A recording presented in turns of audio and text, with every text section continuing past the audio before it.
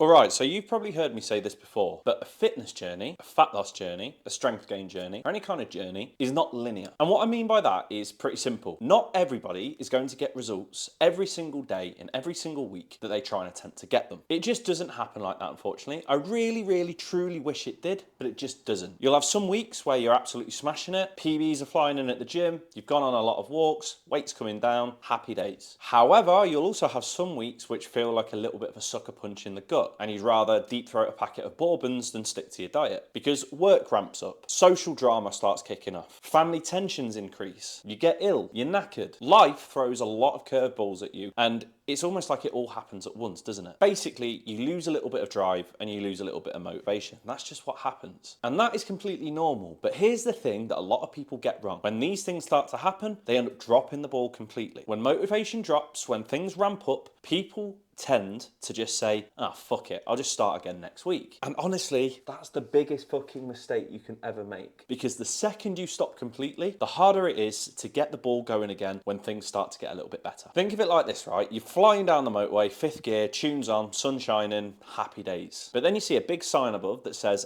accident coming up, please slow down. In that situation, what do you tend to do? You don't just slam the brakes on, because one, you'd look like an absolute twat, but two, it's going to be really difficult to get back up to that speed once you've passed the accident. You're only going to cause more accidents as well if you just stop completely, right? More trouble than what you initially started with. So instead, what do? You don't stop, you just slow down a bit, don't you? You coast a little bit until you pass the accident. Lanes start merging, things tighten up a little bit, and the whole journey just becomes a little bit slower until you eventually pass the accident, and then you can go straight back up to the gears and get back up to the speed that you were prior to the accident. And that's exactly how you should be treating your fitness journey. When life throws shit at you, when work ramps up, when social life is draining, and when family arguments are kicking off, that isn't time to stop completely. It's just time to slow it down a little bit. Bring it from fifth gear down to second gear and start coasting until things have started to calm down. You just have to adapt to the curveball that life is throwing at you. If you stop completely, you lose your rhythm, you lose your confidence, you lose your consistency, and your habits start going out the window as well. And then when you do start to get back into it, it's kind of like starting at square one again. The workouts feel harder, the diet feels stricter, and your brain just goes, I can't be fucked. But if instead you just scale it back a little bit, take your foot off the gas, not off the pedal completely, you'll find it so much easier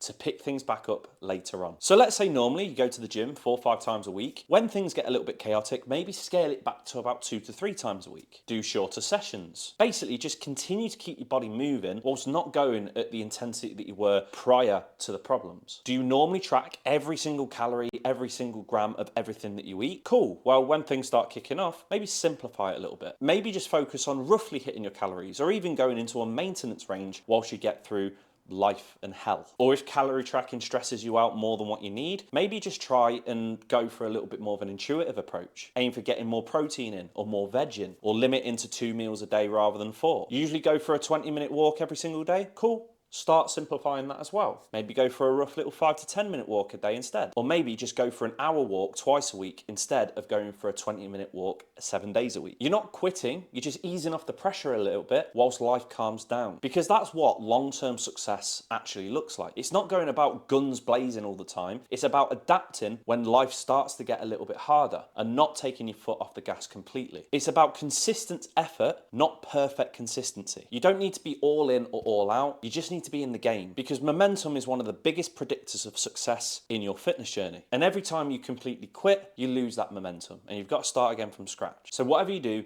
don't lose that momentum. Just keep pushing, even if it has to be a little bit less intensely. And if you'd like a little bit more help with this, and if you'd like a little bit more help in both looking and feeling phenomenal for life, without ever restricting your favourite food, without sacrificing your social life, and without any wanky advice that you usually see out there on social media these days, then I'd love to be able to help you do that. So all I want you to do is just follow the link in the description below, fill out the form, register your interest, and I'll be in touch with you to see if I can help you do exactly that. In the meantime, make sure you follow my Instagram at k.p_health, subscribe to this channel, like this video, and I'll catch you in the next one. Peace.